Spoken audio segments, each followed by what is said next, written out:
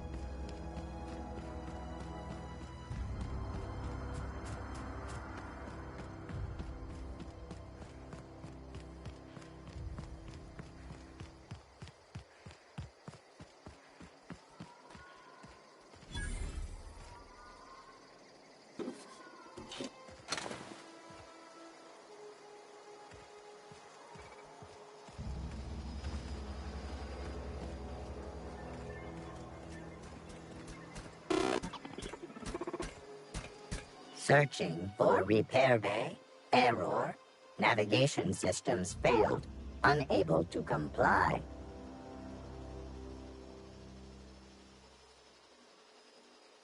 Damage to navigation systems detected.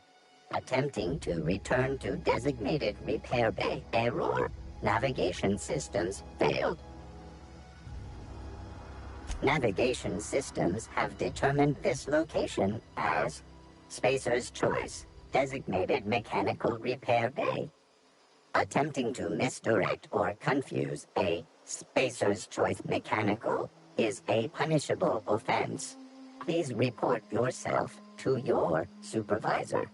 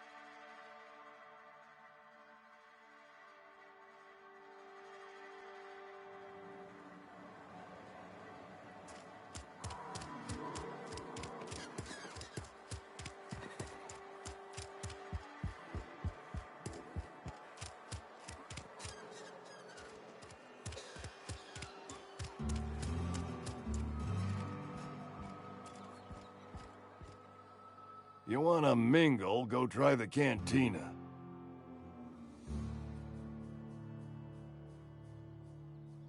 Let's see it. Don't keep us waiting. Sweet life-giving nostrum. The first hit's always the best. Scratched together all the bits I had around the domicile. It ain't as much as you deserve, but it's all I got.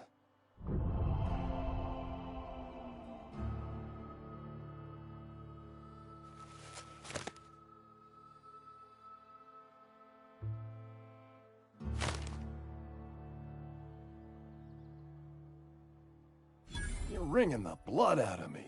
Here, you can have whatever's in my pockets.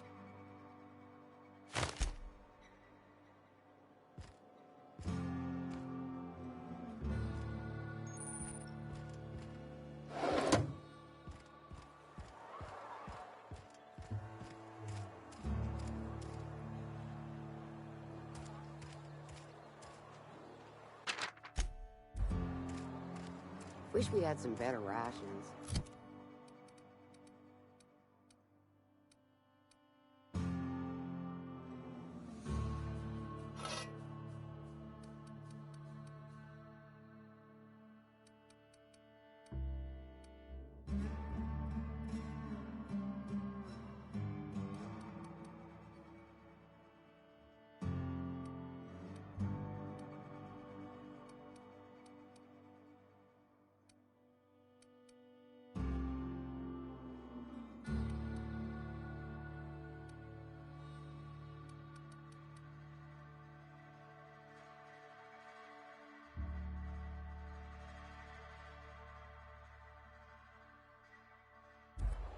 At least you got your health.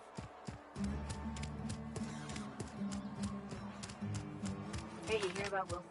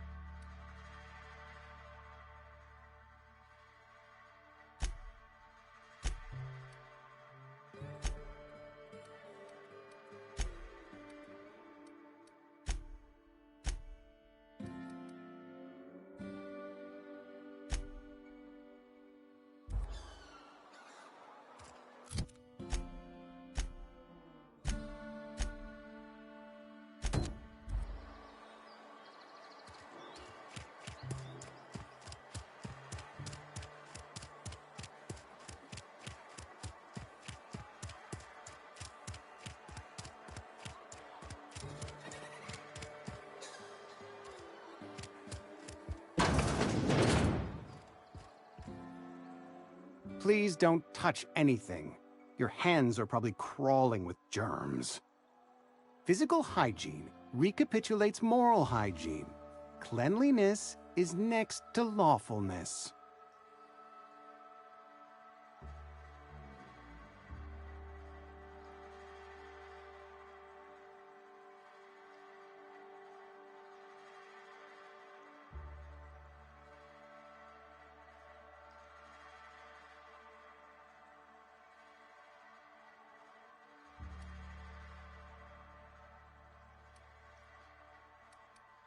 So everyone says, until someone forgets to cough into their elbow, and then we're all dying of plague. I'm Conrad. You will report to me if your hair fails to meet Spacer's Choice aesthetic standards.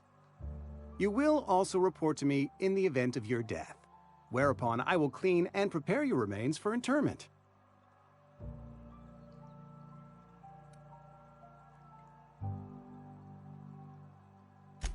Ah, gravesite fees.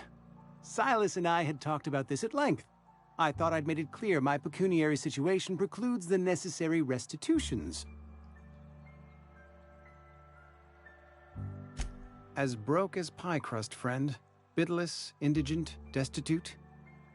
I simply cannot afford it. I am a blemish on the prosperity of our fair settlement. When I expire, I expect Silas to toss my body into a ditch.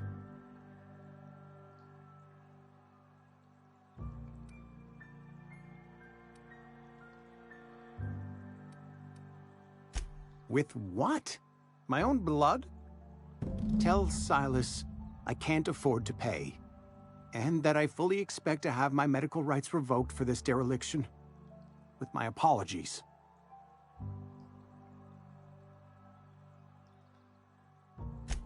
Some time ago, I fell ill with the plague.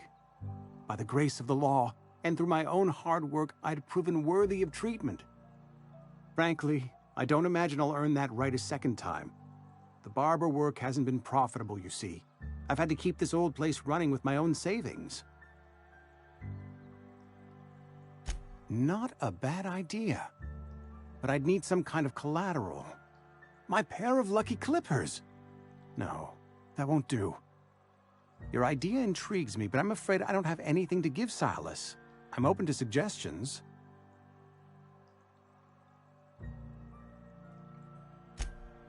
Much obliged.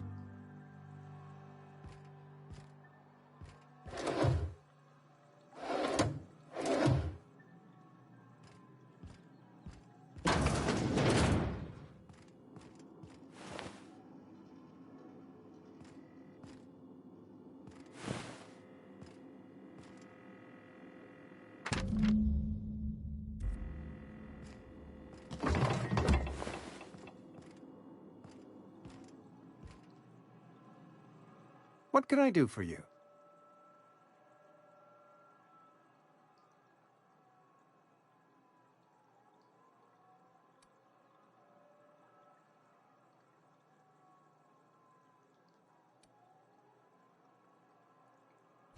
Oh? Am I in the company of a fellow doctor?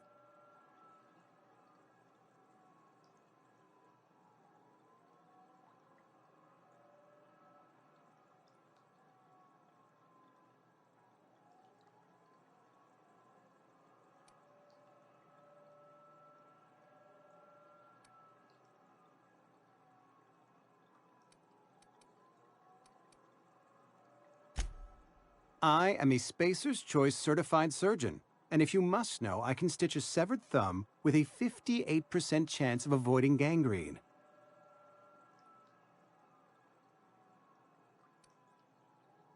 You know about Eugene? How?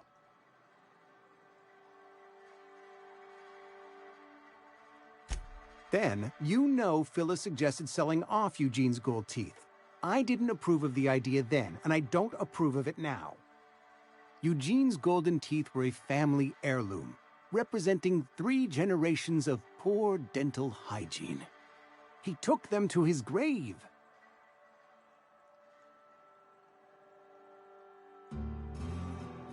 That's unthinkable. Eugene's body and all rare earth minerals contained therein are solely the property of Spacer's Choice.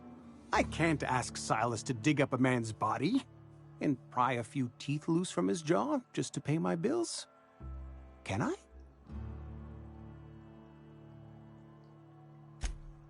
Yes, I suppose I must. Here you are. Gravesite papers affixed with my signature and an IOU.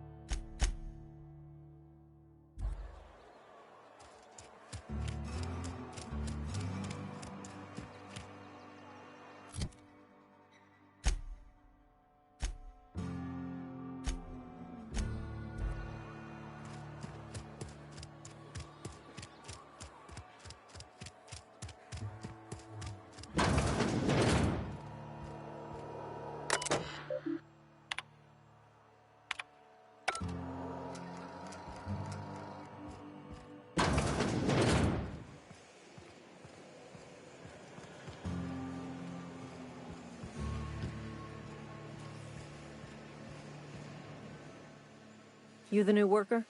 Whatever. Make it quick, Tenderfoot. I'm busy.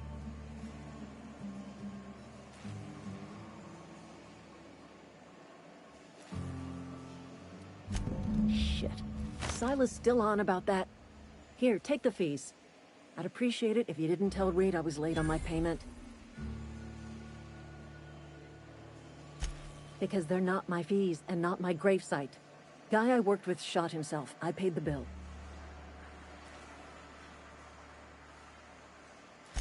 I could do without the sarcasm. Wasn't acting out of the goodness of my heart.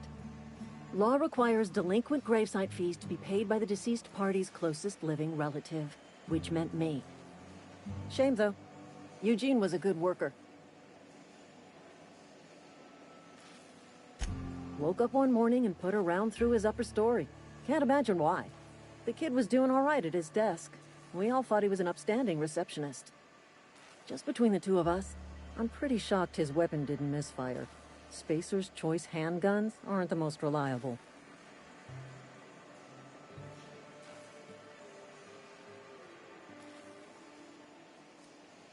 Eugene wasn't family.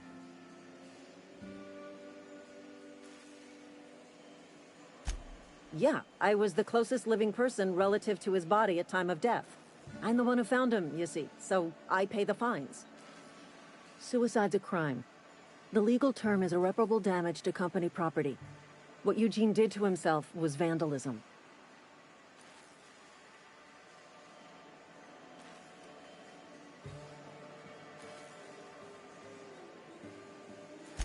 When one of your workers commits a crime, the entire town pays for it. In other words, Edgewater would have been penalized pretty hard. Whatever Eugene was worth as an asset, we would have had to pay out of pocket to Spacer's Choice.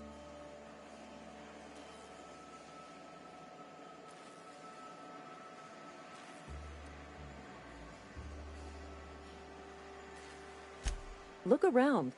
Edgewater ain't exactly swimming in luxury. We can't afford to pay the body price of a suicide. All I know is Silas asked me for Eugene's gravesite fees, which means he was approved for burial, which means his papers went through, which means the town's in the clear. I'm just glad to put this whole ugly affair behind me. Eugene can rest his bones in peace, and the rest of us can get on with our own lives.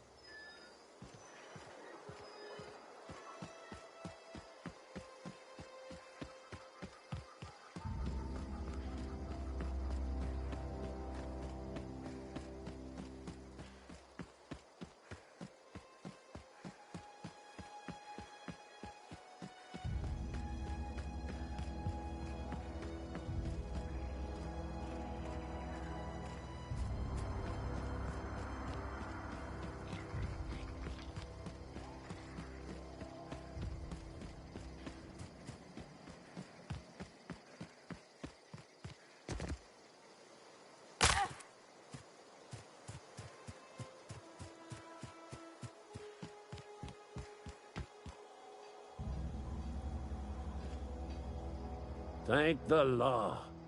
I've been requisitioning backup for months. Guess the boss finally came to his senses. You ever swung a truncheon? Let me see your rifling stance. I want to make sure you're up to snuff.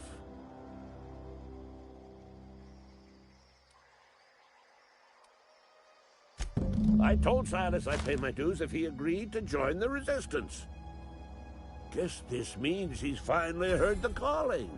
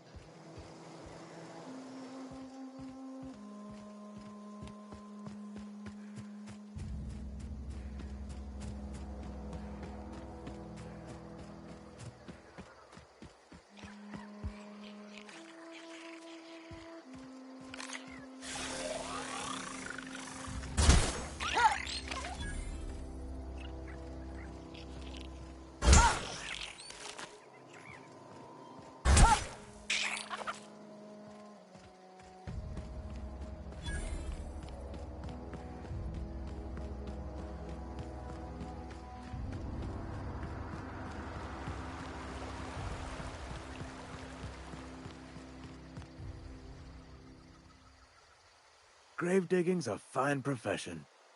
Always work to be had, and nary a word of complaint out of your clients.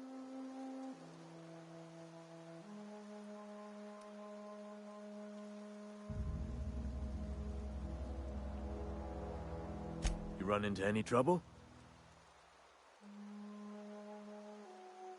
Reliable work from a freelancer. That's gonna take some getting used to.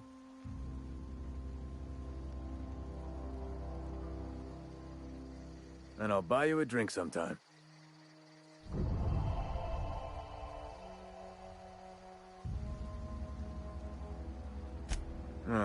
Suppose you've earned it. One good turn deserves another.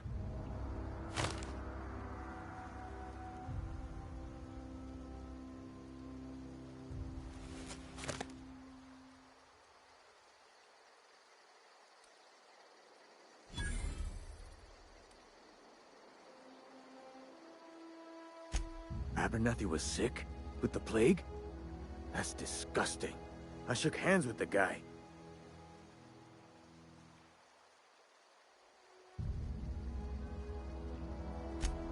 What? No. If I knew he was sick, I would have had him reported. I needed his fees because of his name. A, for Abernathy. He was at the top of my list, you see? Yeah?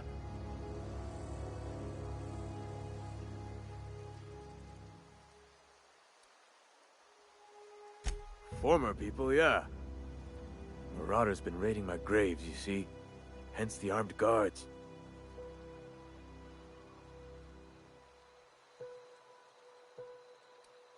Well, if you're gonna go headhunting, talk to Constable Reyes back in town. She pays for Marauders by the finger.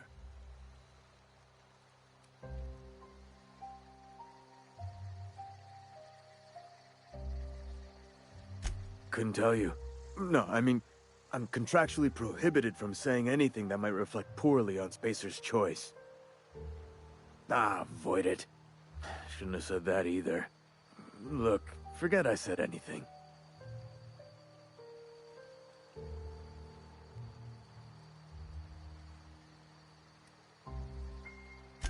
Hang on, I'm doing some math in my head. 20, 30, carry the 1... all my life? Work's been real good to me. Fresh air, exercise. Only problem's the paperwork. Can't get anybody to pay their gravesite fees.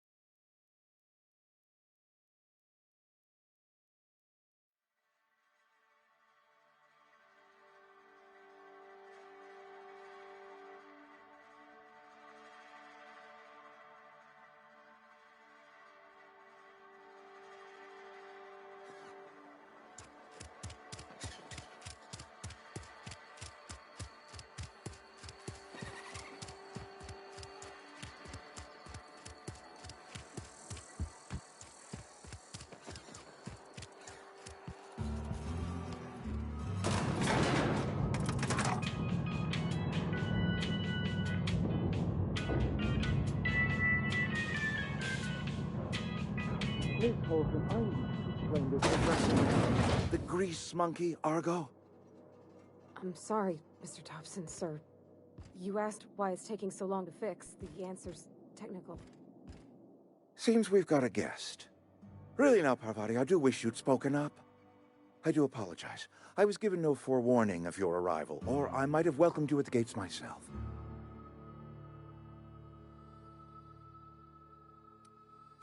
You were saying, Miss Holcomb. It's just what Bess needs is a proper refurbish. I can bandage her up and what all, but she's just old. Sorry, I'm sorry. I'll do better. And I do wish you'd stop referring to our cannery as Bess. Personification of company property is strictly contrary to the Spacer's Choice Code of Conduct. My apologies. I am not in the habit of allowing my guests to witness such a row. Now, what can I do for you?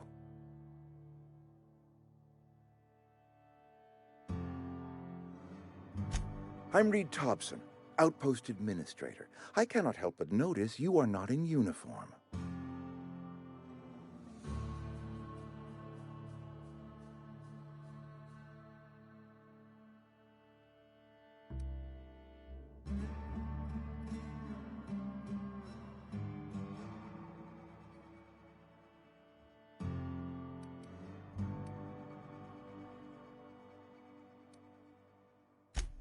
Of course not. I don't have that kind of luck.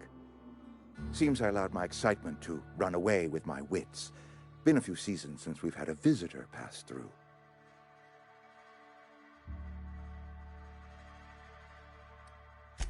I understand. Your business is your own. Nonetheless, you are welcome in our little outpost. Outsiders are a rare sight in the Vale. If you are a freelancer, then I have use for you. There is pay to be earned, or supplies to tide you over, as you prefer.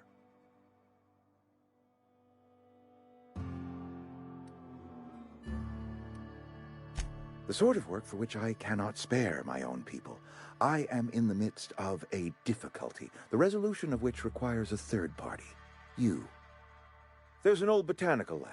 Mostly abandoned now, but still eating up power from our plant. Power which our cannery sorely needs. I need you to go to the geothermal plant and reroute power from the botanical lab over to us. Simple as that.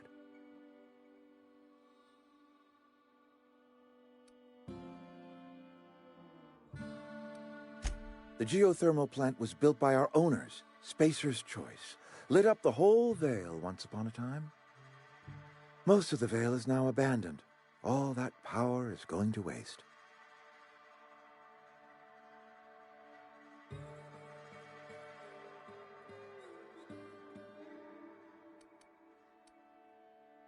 We could use the power. Cannery's been struggling. If we don't ramp up productivity, the company might cut us loose.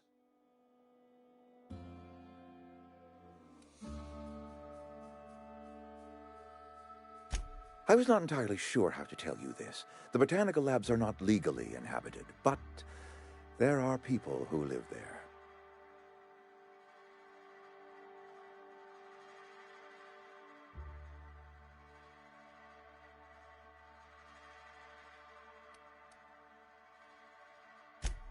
No, I do not imagine they will be pleased.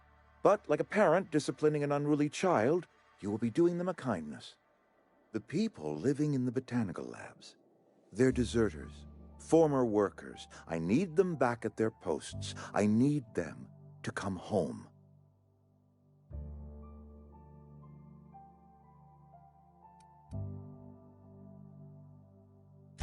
Good law, no, I don't want you killing anyone, least of all them.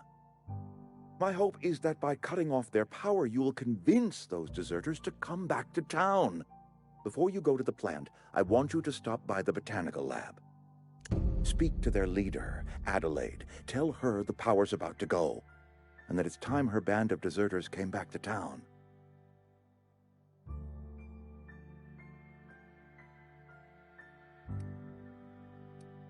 My dad told me all about the plant. Taught me all he knew. I could come in useful. I mean, if that's all right with you, Mr. Thompson. Sir.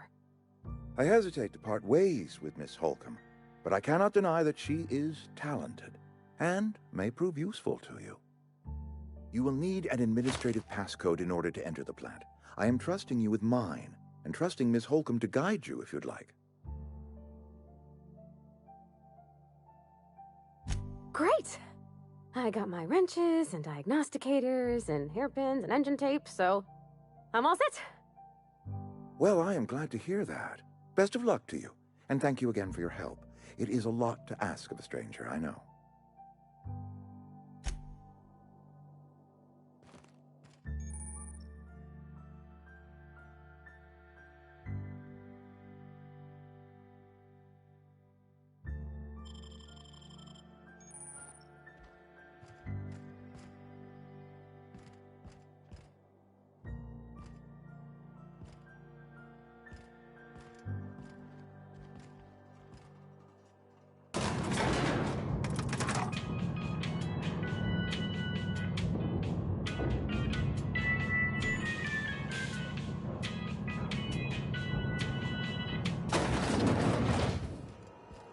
Hey, ma'am.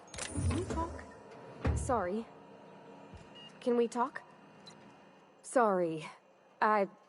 You just want to get out of here. And you likely don't want to tag along like me. It's just, Mr. Thompson has his own view on matters, on account of it's his job and what all, but that's not the only side of the tale.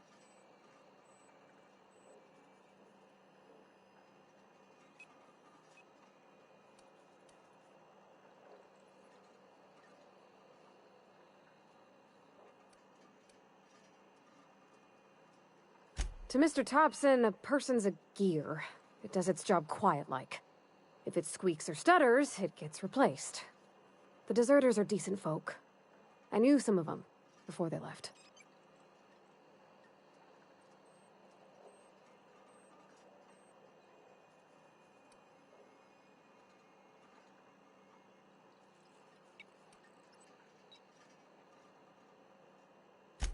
Miss McDevitt? Oh, gosh, no.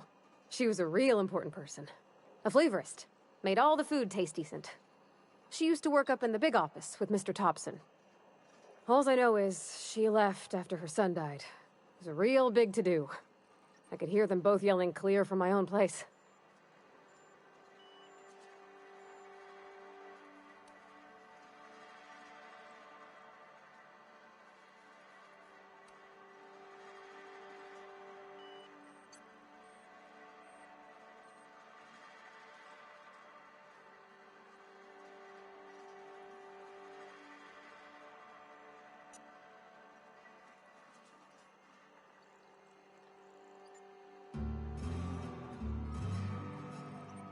Can't say as I know. I wasn't there. The sound carried, but not the words. If Mr. Thompson ain't of a mind to tell you his own self, you'd best ask Miss McDevitt, if he can get out to her.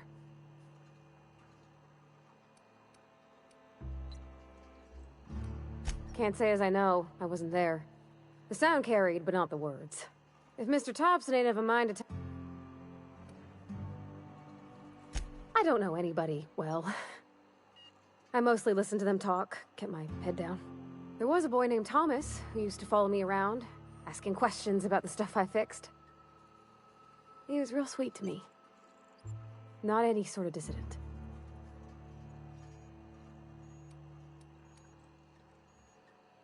Mr. Thompson's aiming to take away their power.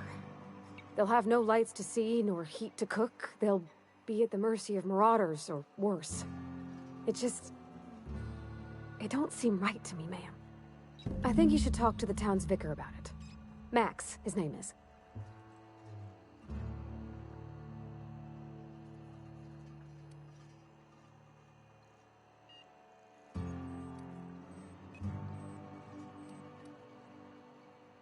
Thanks, ma'am.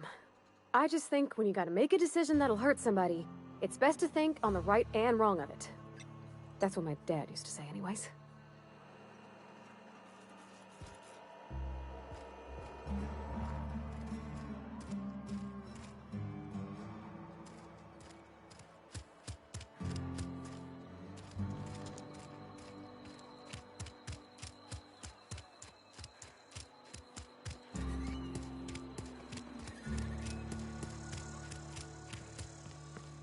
I've always felt weird in here. It's too clean. Yes, what is it? You're an outsider. Fantastic. Vicar Maximilian de Soto at your service. Or Vicar Max if you're the sort who prefers brevity. And Ms. Holcomb as well. How rare to see you out. And with a complete stranger. Curious. Just tagging along, Vicar de Soto. Don't mind me. I so rarely get new people to talk to. Name your poison, anything at all. Spiritual counseling? This season's tossball predictions?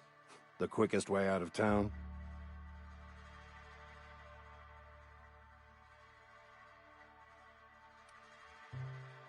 Mechanical tomfoolery is well out of my purview. I suggest you take such matters to Mr. Thompson in the cannery. Oh, and a word of warning. If you're considering wandering around outside the safety of the town, you'd best be cautious.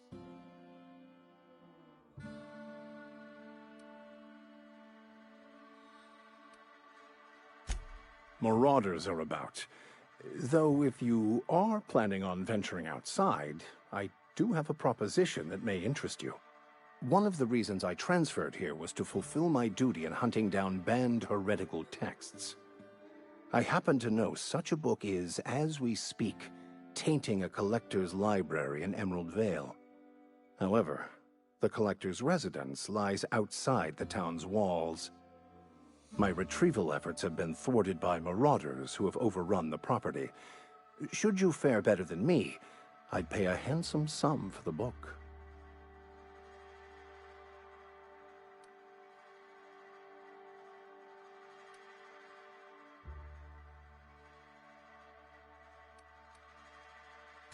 So you'll consider it? I do appreciate you hearing me out, and, your discretion. It's a handwritten journal, a faded blue cover with the name Mbakonu handwritten in the lower corner. I'll mark where I saw it on your map. Assuming you're serious?